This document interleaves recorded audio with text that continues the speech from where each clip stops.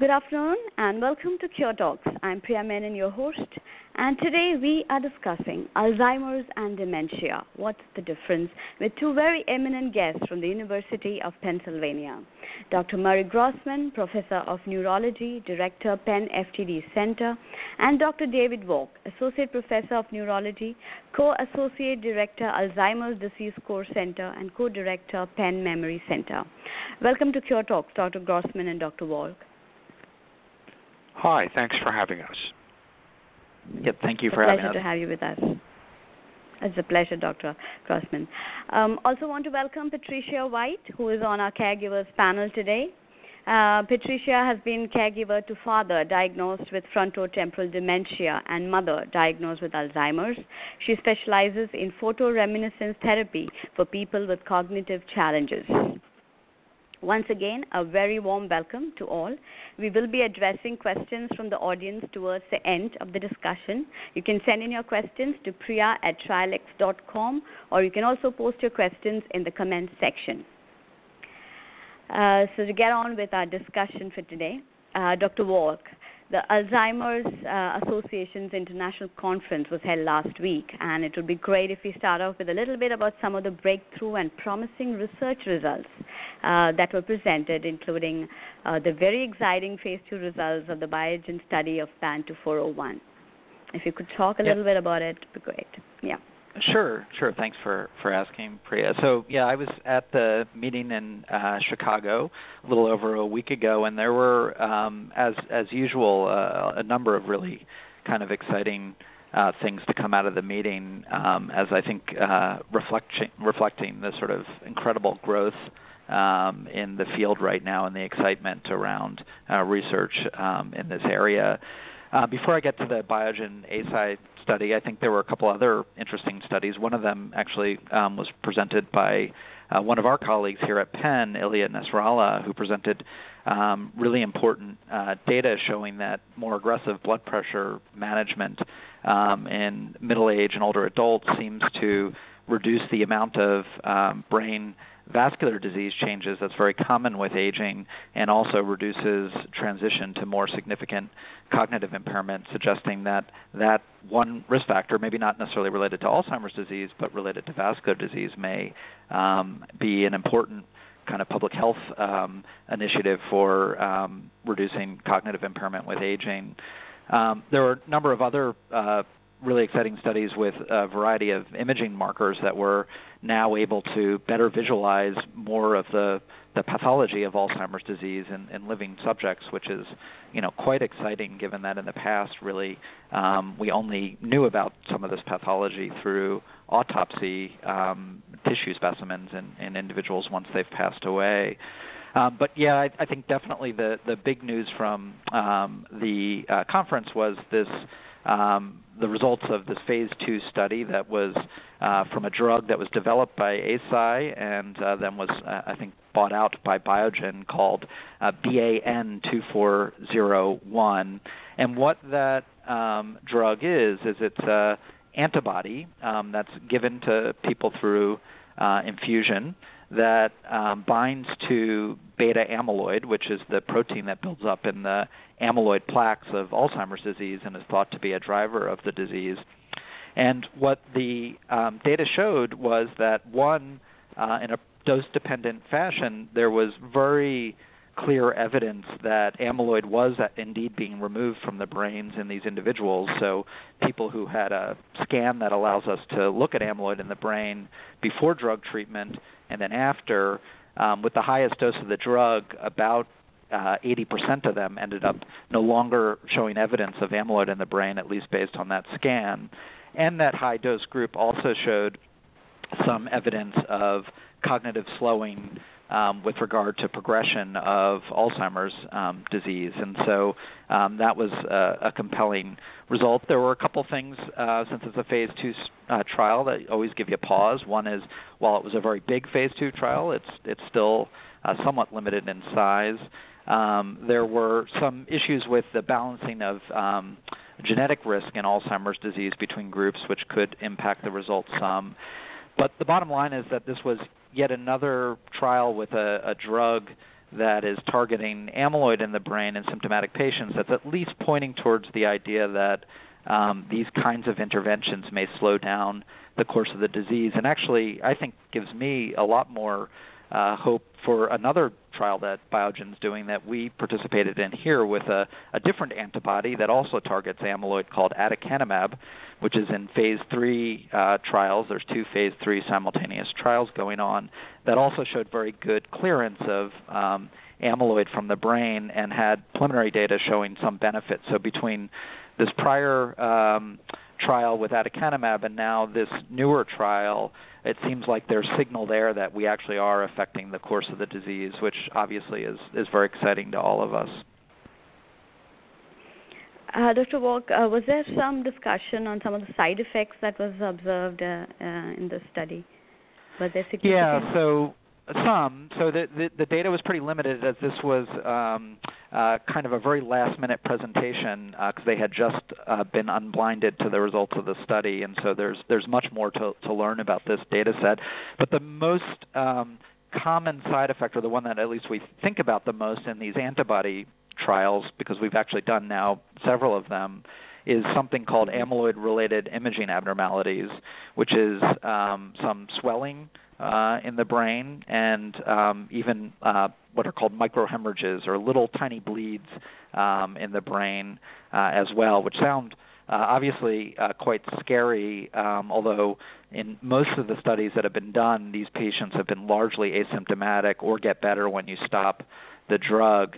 The nice thing about this new drug relative to aducanumab, which we're studying, is that the rates of these kinds of side effects were quite a bit lower than what we see with aducanumab, more on the order of about 10% of patients versus more than a third of patients in our aducanumab study. So that actually was, also another very encouraging result from this study. Mm-hmm. We kind of been reading up, and we know that Penn FTD Center and Penn Memory Center is doing excellent work in neurodegenerative disease areas with prevention studies, genetic profilings, counseling, registries. Dr. Grossman, it'd be great if you could talk about research and trials on FTD that's going on at Penn right now. Sure, I'd be happy to talk about some of the FTD trials. FTD, or frontotemporal dementia, is much less common than Alzheimer's disease. Nevertheless, it's really important to learn about the results of trials in FTD because they can be directly relevant to Alzheimer's disease as well.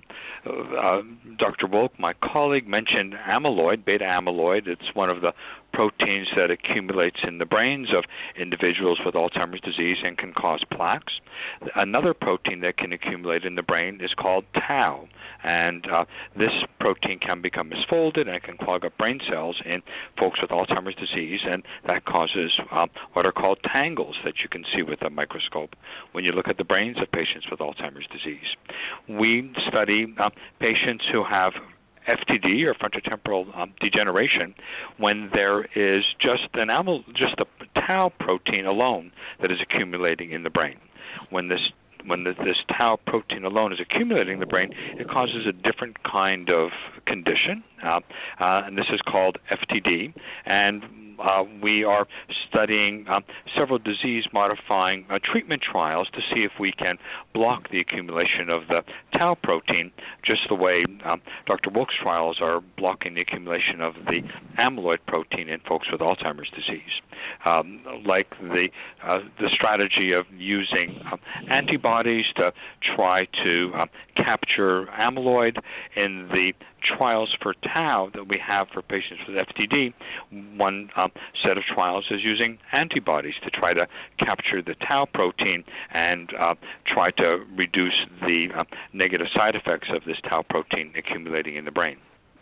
So that's one kind of trial that we do with FTD, and this is focusing mostly on patients who have what's called sporadic disease. This is disease that occurs for reasons that we are not really clear, and we're trying to understand that as part of our research program. FTD has a large number of people where disease is inherited. and this disease is familial or inherited in FTD in about 15 to 20% of cases in our clinic. And so we are participating in some treatment trials that are targeting inherited forms of FTD as well. And these trials, again, are trying to manipulate the proteins that can accumulate in the blood and or can be too low in the blood, or so that there is a change in brain functioning. And by virtue of trying to use antibodies to block the breakdown of these proteins, or to allow the small amounts of proteins to increase in their level to so that there are healthy levels of these proteins, we can then try to treat individuals who have inherited forms of FTD. This is potentially very exciting because we are trying to target individuals who do not yet have any symptoms. And if we can find a treatment that's effective for individuals who have an inherited form of FTD, and if we can prevent them from ever developing the disease, then we have the equivalent of a cure for a dementia. So this is a really exciting advance, I think, in the treatment of neurodegenerative conditions. That's very exciting, Dr. Grossman. Dr. Wolk, I know you mentioned studies on lowering blood pressure, which reduces risk of cognitive impairment, and use of biomarkers, study and use of antibodies. That is the studies that are going on Alzheimer's at Penn. Which are some of these studies, other than these, that the patients or caregivers should be keeping track of? Yeah, sure. So I think one of the studies that I think is going to be a real inflection point in the field for a number of reasons that I mentioned earlier is actually that aducanumab study with an antibody. It's a hard name to say, by the way, but it's an antibody to A beta and has shown, or amyloid beta protein, and has shown clearance in the brain of amyloid. And the reason why I think that's such an important study is, one, there's a lot of promise associated with it based on some of the earlier phase data as well as this new study. But another is that it would be a proof of the concept that amyloid drives the disease, and that at least in symptomatic patients, if you stop amyloid production, or remove amyloid, I should say, from the brain, that can slow down the course of the disease, and that treatment at that point of the disease is something that can be effective. And so I think it's going to be an important trial because there's a number of different drugs that have targeted amyloid in symptomatic patients in the past that haven't been successful. And one, possibility is that, stopping amyloid or reducing amyloid once you already have symptoms of the disease may not actually effectively change the course of the disease. And I think because aducanumab is so effective in reducing amyloid in the brain relative to some of the other drugs that have been tried, it will be really a significant test of that idea.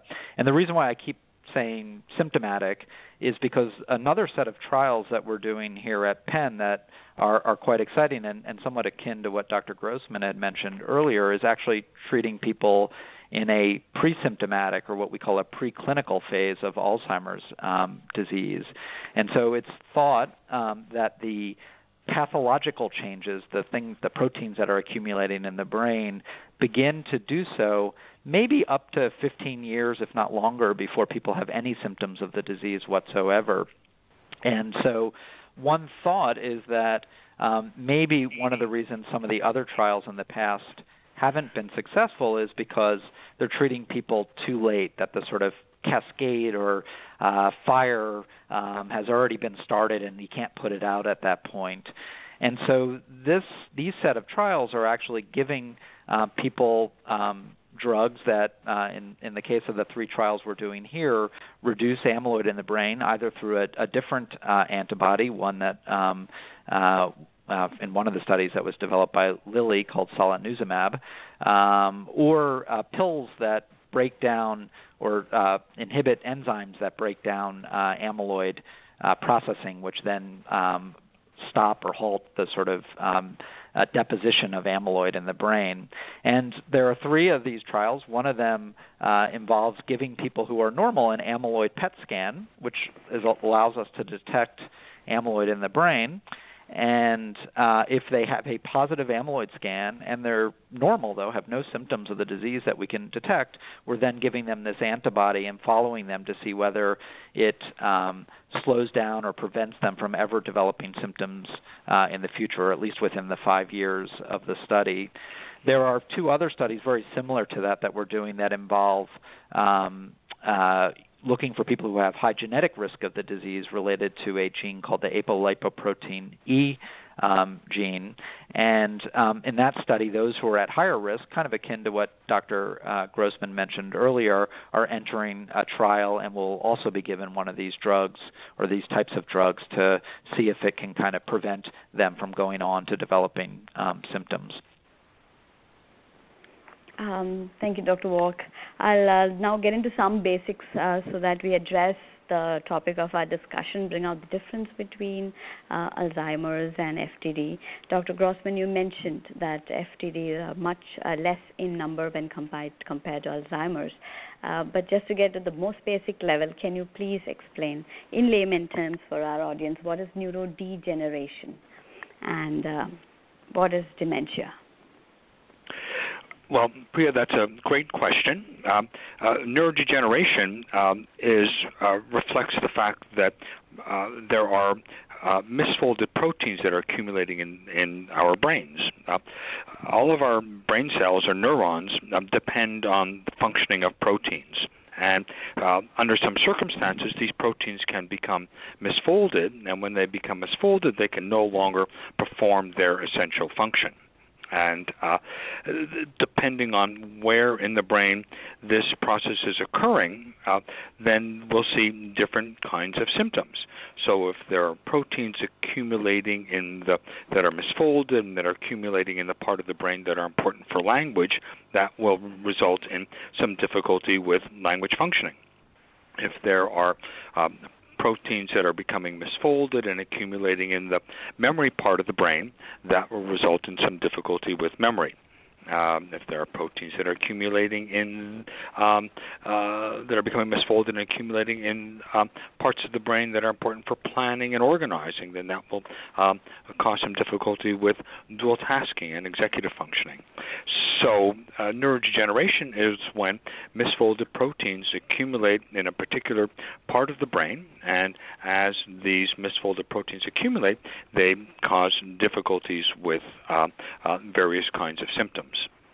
The symptoms worsen with time, and this is due to the fact that the proteins continue to accumulate. It's unlike a stroke where there's just one sudden event that occurs. Instead, the misfolded proteins gradually accumulate, and as they gradually accumulate, there's a worsening of the symptoms. And the dementia refers to the progressive cognitive change that occurs as these misfolded proteins accumulate in the brain. And there's the common misconception that dementia refers only to memory.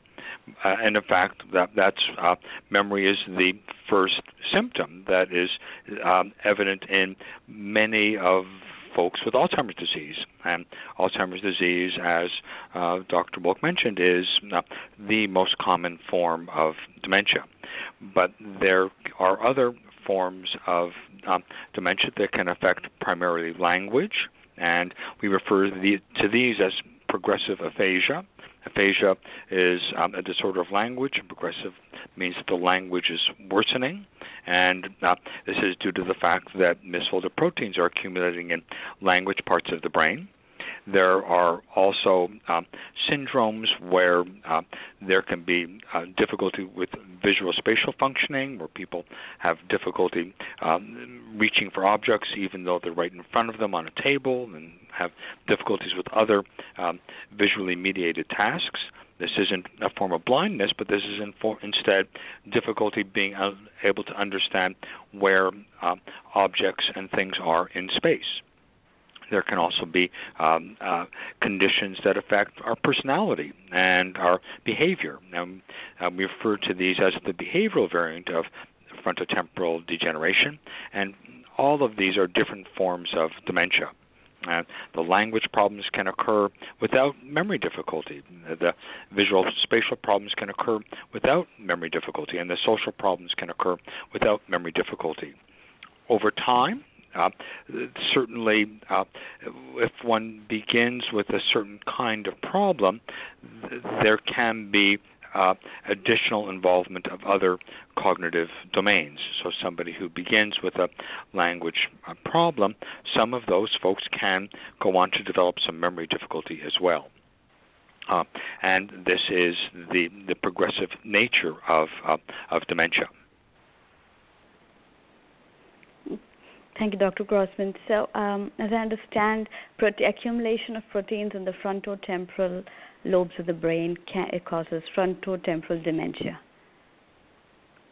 Correct. And the frontal and the temporal parts of the brain are important for specific kinds of difficulties that we see in FTD. About half of the folks with FTD have a form of language difficulty that's called progressive aphasia, and this is because the language parts of the brain are in the frontal and temporal parts of the brain. There are different forms of progressive aphasia, and we try to be very careful about studying these different forms of progressive aphasia because each of these is a marker for a different kind of protein that is accumulating in a different part of the language network of the brain. So one kind of progressive aphasia can affect primarily difficulty understanding the meanings of words and difficulty understanding objects. We refer to this as a deficit in semantics or deficit in meaning, and this is related to disease that's accumulating in the temporal part of the language network of the brain, and the protein that accumulates in the temporal lobe is a protein that's called TDP. By comparison, another protein will accumulate in the frontal parts of the brain and cause very effortful and non-fluent speech. And the protein that accumulates in the frontal part of the brain is the tau protein that I had mentioned earlier. Yes. Dr. Wolk, what are some of the initial presentations of Alzheimer's? Yeah, so I think Dr. Grossman laid out really nicely what you see in frontotemporal degeneration, and I think that the theme that he mentions is this idea that where there is the pathology of the disease, or that these proteins that build up in the disease, that causes injury to the nerve cells or neurons, which are the sort of information-carrying cells of the brain, and that affects the cognitive function that's observed by the region that's affected. And so Alzheimer's disease, at least for one of the proteins that's really even more related to where there's injury in the brain than amyloid, actually, the tangles that Dr. Grossman alluded to earlier that are made up of this tau protein, they tend to begin in the part of the brain that's involved in memory, a part of the brain that some people know of, which is called the hippocampus. But that's the part of the brain that is most important for holding on to memories and experiences in your life.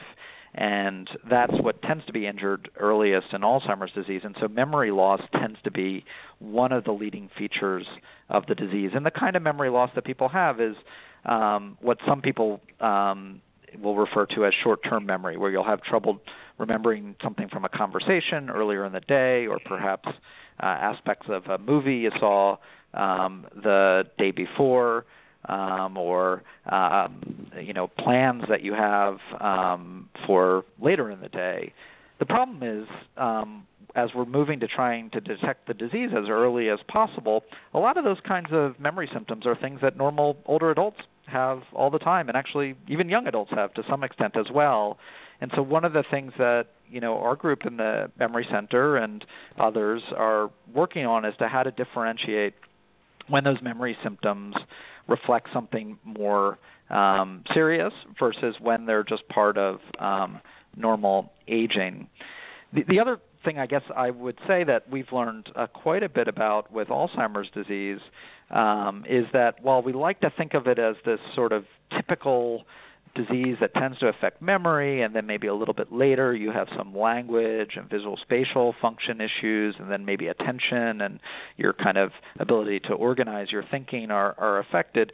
Turns out that there's a lot more heterogeneity, that while generally people start off with memory, sometimes they can start off with other symptoms as well or have a different balance of symptoms. And so one of the real challenges in the field is to be able to correctly classify those people who have a less than typical presentation of Alzheimer's disease and differentiate them from conditions like frontotemporal dementia and other forms of dementia as well.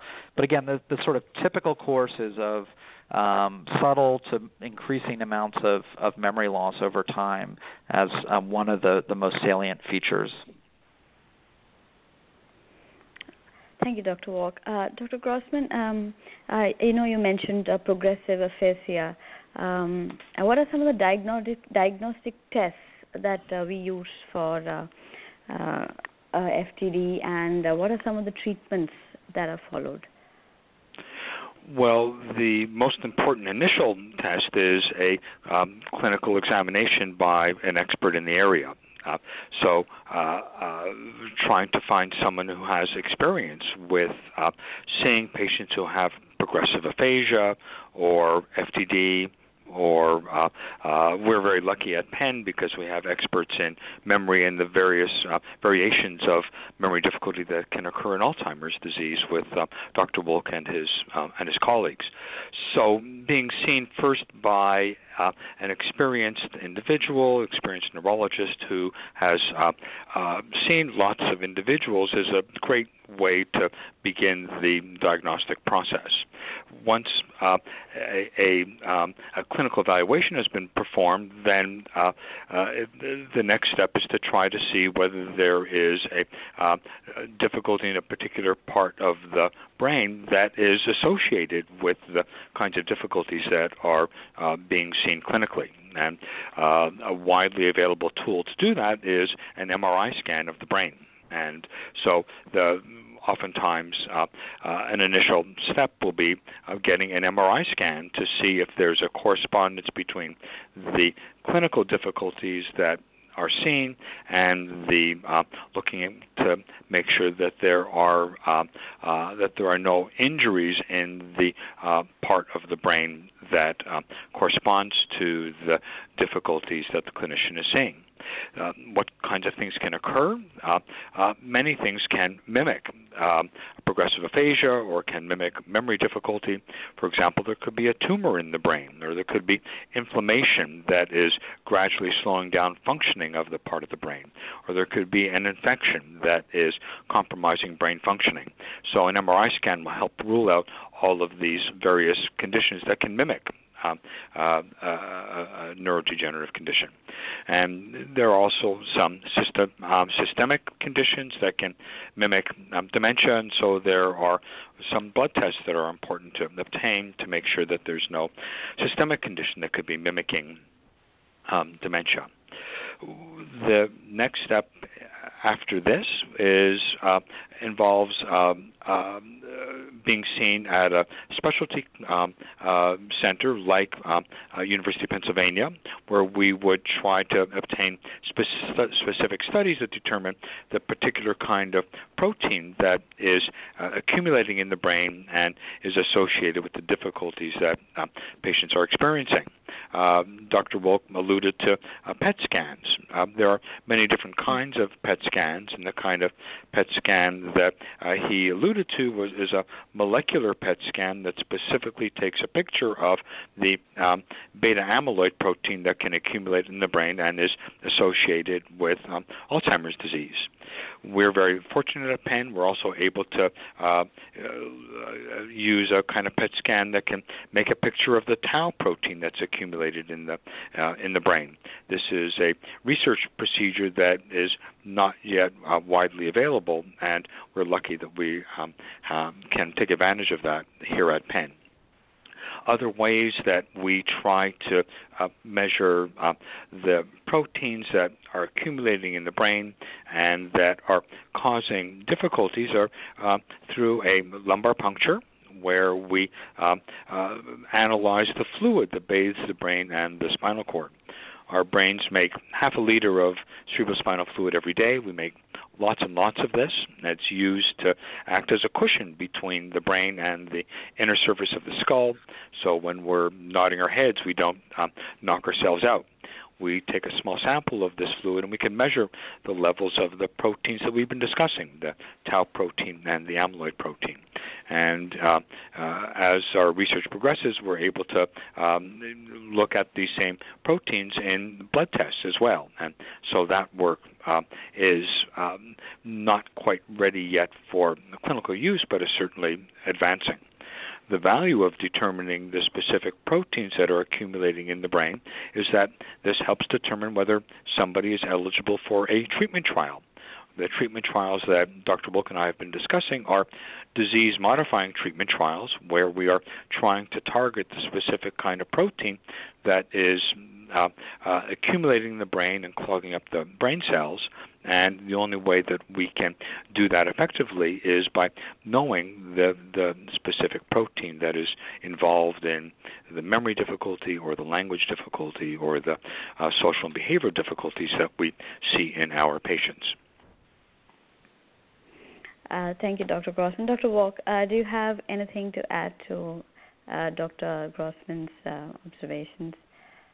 I would just say, first of all, I think everything Dr. Grossman said are things that we consider as well when we see patients with Alzheimer's, in part, because we're trying to differentiate Alzheimer's disease from some of the conditions that Dr. Grossman is also trying to examine as well. I think another sort of diagnostic tool we have, particularly as we're seeing patients who have much more mild symptoms, something that we sometimes refer to as mild cognitive impairment, is time, that we follow patients over time and measure whether or not they're showing any evidence of progression in their condition.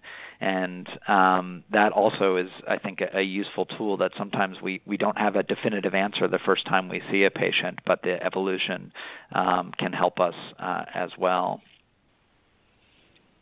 Mm-hmm. So moving on, I have a couple of studies that I found interesting in the media.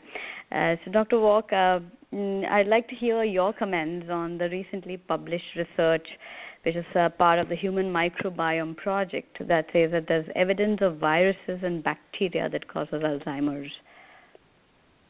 Yeah, so this has been, I think, something that's captured a lot of attention. The argument is that the general sort of idea is that various infectious agents, things that we're all exposed to some extent, cause some sort of immune response, and it's been argued by some that the amyloid beta protein that makes up those amyloid plaques we've been talking about, that's actually involved in a beneficial way in the immune response, which is an interesting idea because one of the things that has perplexed our field for a number of years is that we know this amyloid protein builds up in the brain in Alzheimer's disease, but one question is, well, what is its normal function outside of the disease? And so the argument is that more exposure to certain kinds of pathogens like viruses and bacteria cause this immune response, which then causes more of this amyloid beta protein to be produced. And then if enough of that occurs, it's a factor in the sort of overproduction of it, which ultimately then leads to the disease process. And I would say, first of all, that this is a pretty novel way of thinking about the disease, and I really welcome the idea for having more novel ideas in trying to understand the disease, as I think, really trying to understand the mechanisms of Alzheimer's disease. There are a number of things that we just don't know yet, and so thinking a little bit out of the box, I think, is a good thing for the field. And I will also say there's some genetic data for people at risk of Alzheimer's disease that's linked to genes that play a role in inflammation. And so it's pretty clear inflammation has some impact on the disease. And so I think from that perspective, this is a relevant and important hypothesis.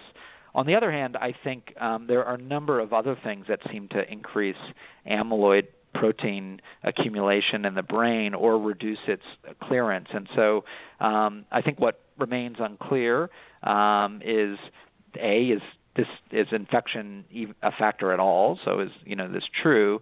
But B, even if it is a factor, it may be one of many, many different factors that cause accumulation of the amyloid beta protein, and it's unclear how much that's influencing things. But I definitely think it's a line of research that's certainly worth following, and I think we'll hear quite a bit more about it in the coming years.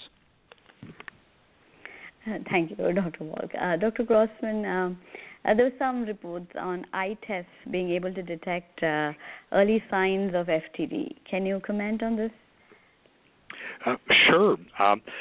The back of the eye, or the retina, is an extension of the brain, and a colleague, Ben Kim, and I decided that we would do a look at that retinal layers of the to see if there was any change in FTD compared to controls. And there is something called spectral domain optic coherence tomography. It's a kind of scan of the retina. It takes about 90 seconds to do, so it's very, very quick, and it's painless. And it takes a picture of the different layers of the retina at the back of the eye. And what we found is that the outer layer of the retina is significantly thinner than it is in controls. And this outer retina is highly correlated with the cognitive functioning of the patients who have this thinning of the retinal layer. And so we're very excited because this is a quick and easy test that seems to be very meaningful in terms of being able to diagnose FTD. Unfortunately, FTD is a difficult condition to diagnose. There are no blood tests that are available. With the most definite way to make the diagnosis of FTD is by a direct examination of the brain at autopsy, and this is not something that we do often during life. We don't take a sample of the brain to look with a microscope to see if someone has FTD. So this retinal scan is something that is a very exciting and promising diagnostic tool. Thank you, Dr. Grossman. I will now hand over to Patricia for her questions from a caregiver's perspective. So over to you, Pat. Thank you very much for having me today. I'd like to begin with just a little bit about my father, who was an ordained United Methodist minister in his prime at age 46 when he was diagnosed with organic brain disease, they called it, back in 1960. His particular problem turned out to be frontotemporal, of course, problems with judgment and problems with inhibitions. And that meant that he was treated mostly with psychotropic drugs to control his behavior. And he was in and out of private and state-run psychiatric hospitals for many years. My question for Dr. Grossman, I think you answered it earlier by saying that the name of the game is to block that tau protein. but are there any medications available now to delay the advancement of FTD? Right now, there are unfortunately no medications that are available that will slow the progressive accumulation of these misfolded proteins that can affect the frontal part of the brain and can cause the difficulties with judgment and control of behaviors that you described in your father.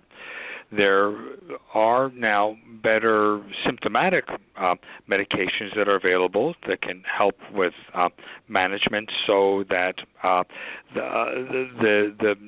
are fewer side effects, and the treatment strategies seem to be more effective now than they were at the time when your father was first diagnosed with FTD. Well, that's certainly good news for others. My next questions are addressed to Dr. Wolk. My mother had a condition called atrial fibrillation, and she was on a blood thinner for years before she developed dementia with Alzheimer's specifications. Is atrial fib another risk factor for developing dementia? Thanks, Pat, for asking the question. So atrial fibrillations, where there's a sort of funny rhythm in the heart that can cause the heart to get, the atria of the heart to get somewhat less, that they have sort of less movement, which makes it more likely for clot to form in the heart, which can then cause strokes. And so untreated atrial fibrillation, certainly if it causes strokes, can cause cognitive impairment, which ultimately can result in dementia.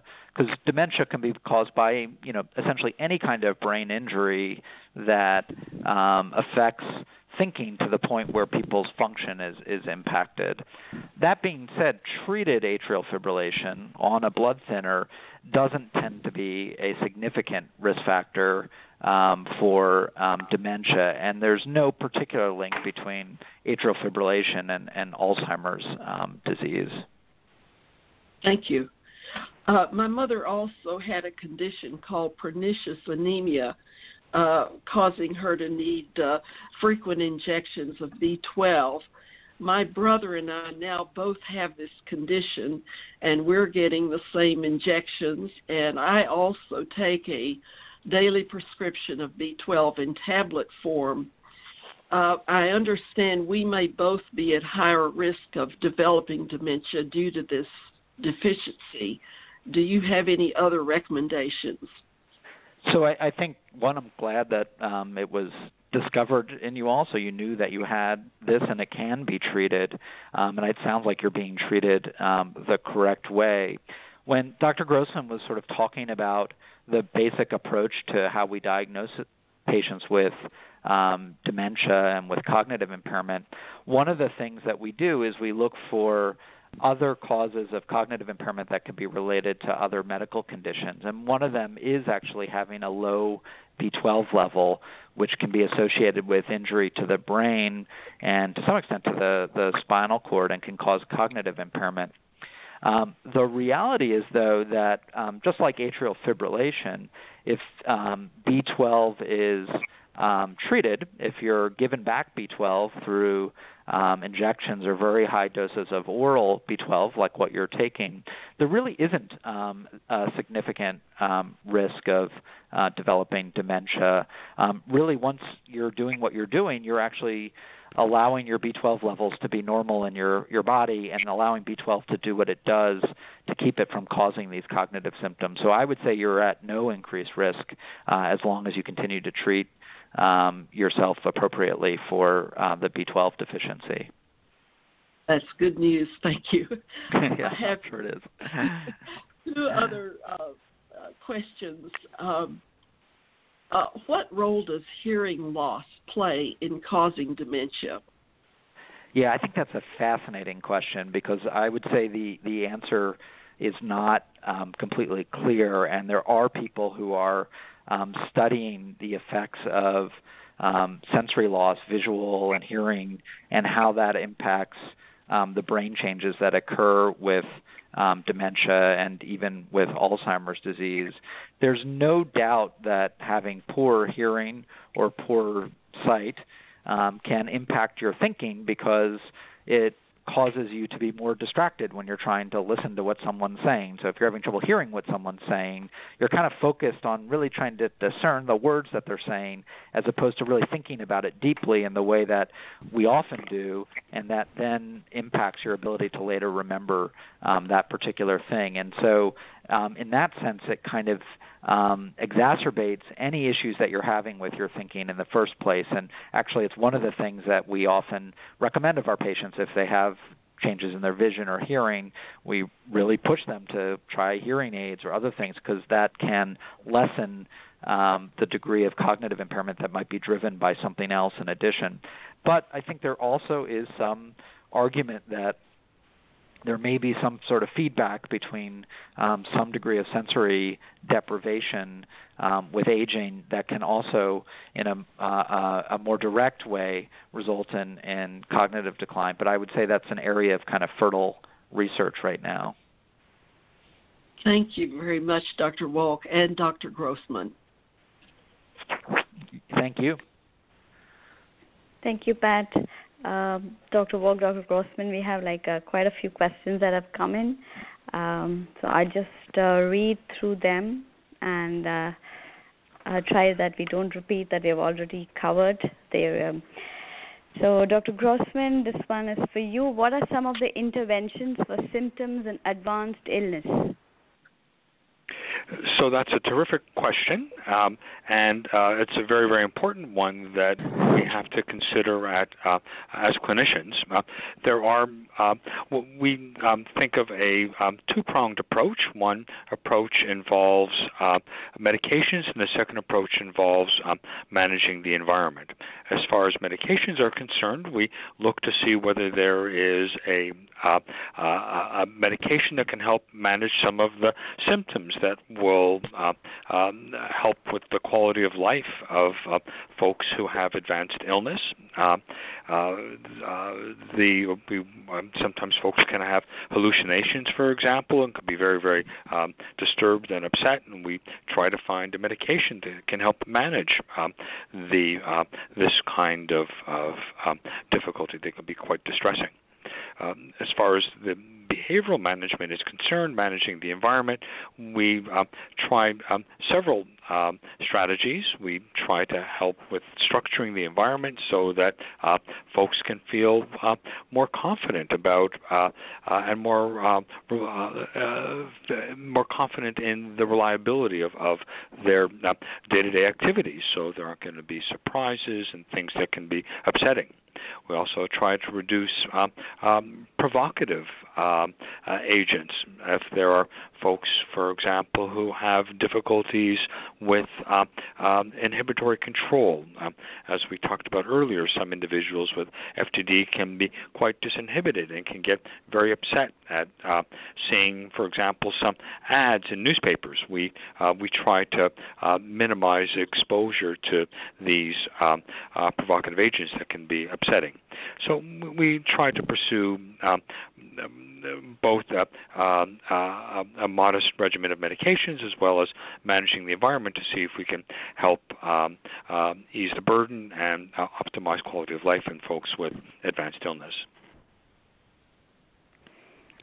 Thank you, Dr. Grossman. There is another one for FTD. It says, one of the first steps in managing behavioral symptoms in FTD is identifying the problem. How can one keep track of symptoms?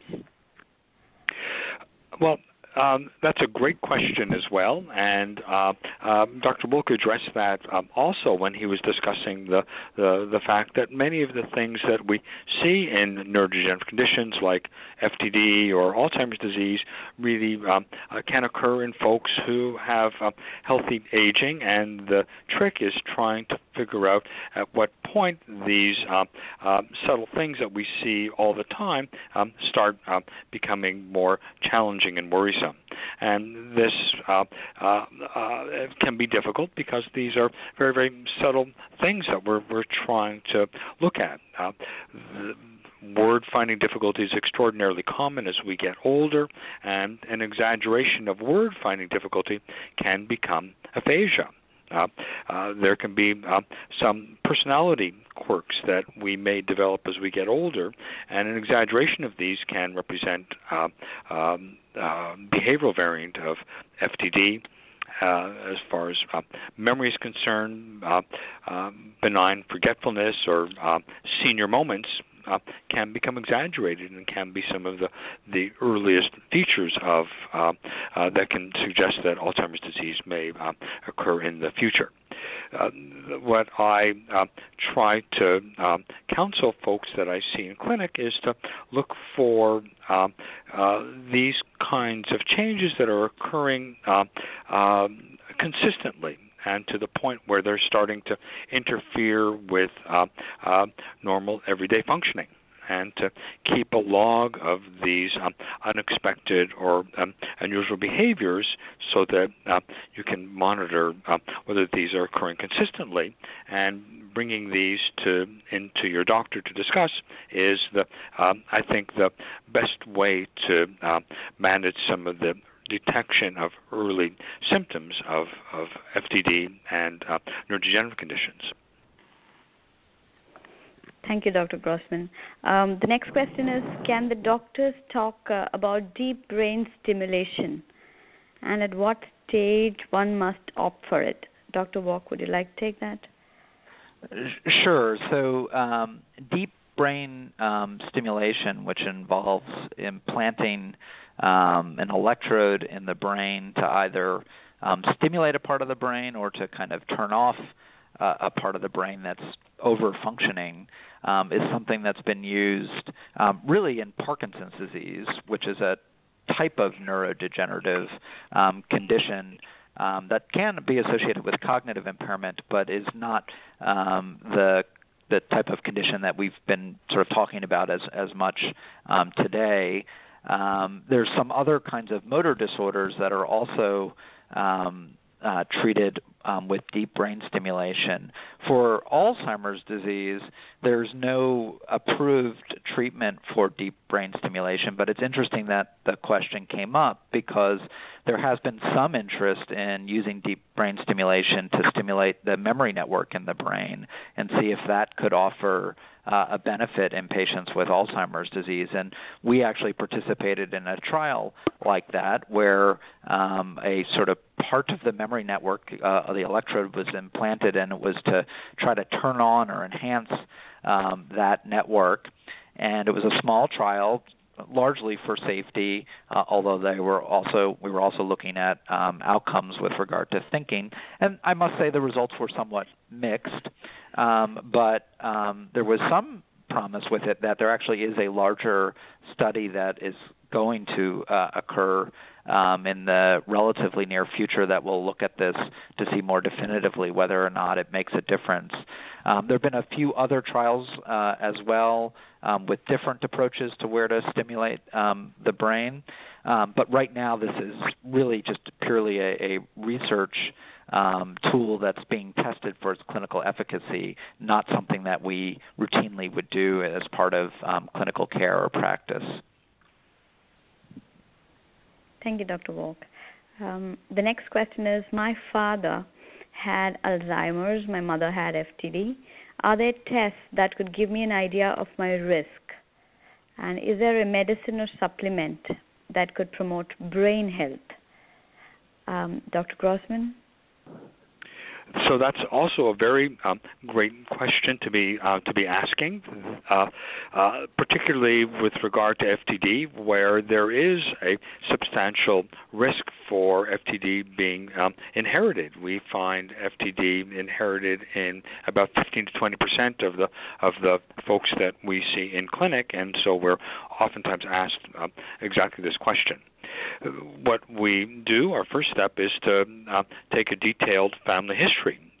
If FTD is inherited, we see that it's inherited in a particular way so that there's somebody in every generation who's a direct relative has a form of FTD.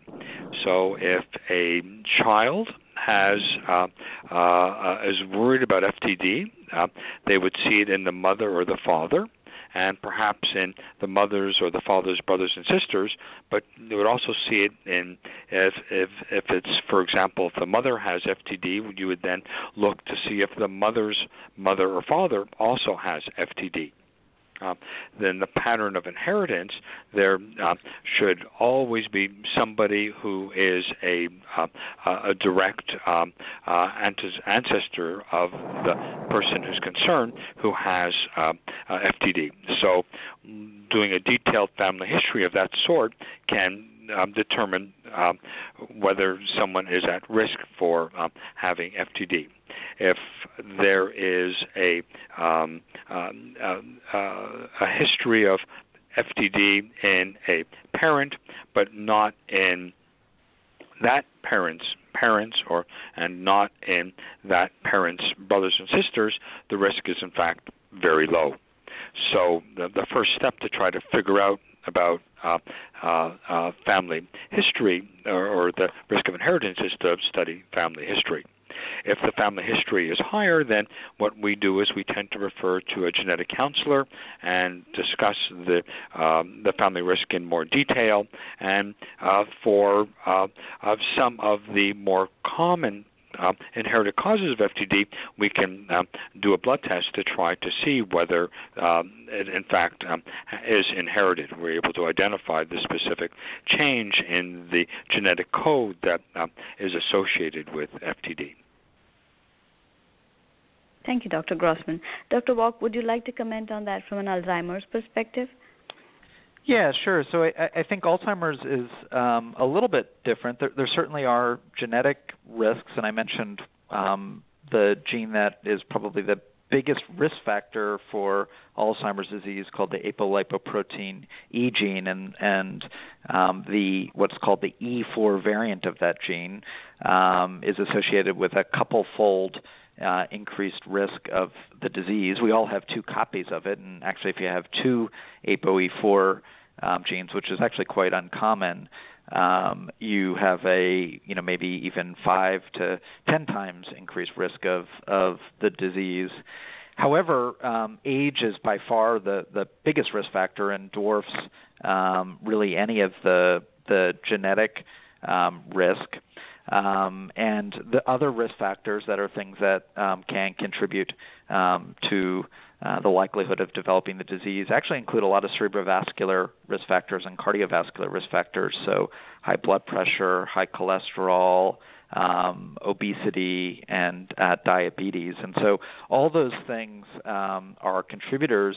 I think we as a field are not quite where they are in cardiology, where we have a risk score that we could give someone, but I think we're very close to getting to that point, and there are some calculators out there for determining your risk.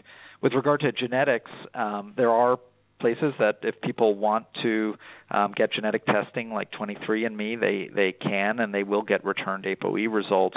I might suggest that would be better to be through a conversation with your physician. And as a final point, there are, as I mentioned, these preclinical trials in people who don't have symptoms but may have risk, where they would do some of this testing as part of a study. And I think if someone is concerned and has has a history or family history, then that might be an opportunity for them in a more controlled environment to determine their risk to some extent, as well as an opportunity to try to intervene if that's something they want to be kind of aggressive about at that point. Our next question is, what is the best method or activity to maintain brain health, if there is one? So, Dr. Grossman and then Dr. Wolk. Well, I think that there is now very good evidence in the medical literature to suggest that physical exercise and mental exercise are both very important at being able to maintain brain health. There is a concept that's called cognitive reserve, and the cognitive reserve concept is that we can enhance our healthy living and maintain our brain health by having high education, high occupational attainment, and engaging in significant midlife activities. And so all of these things really speak to the fact that being active cognitively is very, very important. There's also good data to support the claim that a moderate amount of exercise on a weekly basis is really a good way to maintain brain health. Dr. Wolk? I completely agree with everything Dr. Grossman said. I think if anything, there's the strongest data for exercising your body as protecting your brain, even more so than some of the data with, brain games and things of that nature.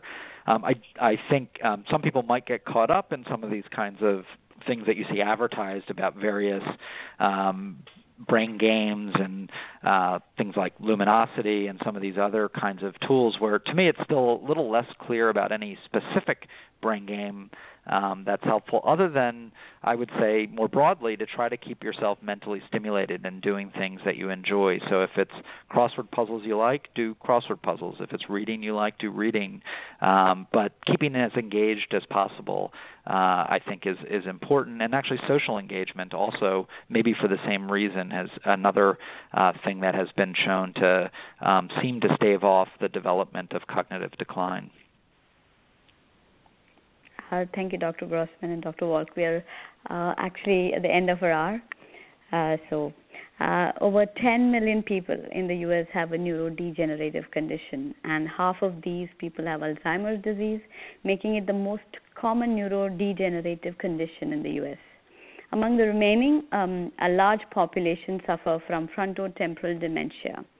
However, FTD and Alzheimer's are very often misdiagnosed for each other, and even the terms are used interchangeably. We have seen in the last 1 hour how they're different and how it is important to receive targeted therapies for the same. So Dr. Grossman and Dr. Wolk, thank you very much for your time and for sharing all this information with us. Pat, thanks so much, Priya. For participating. Yeah, thank you. Thank you, Pat. Thank you, Patricia, for participating and sharing your experience. We also thank the University of Pennsylvania and the audience. The talk will be available on curetalks.com. Please visit our website for details on upcoming talks. Thank you, everyone. Have a great evening.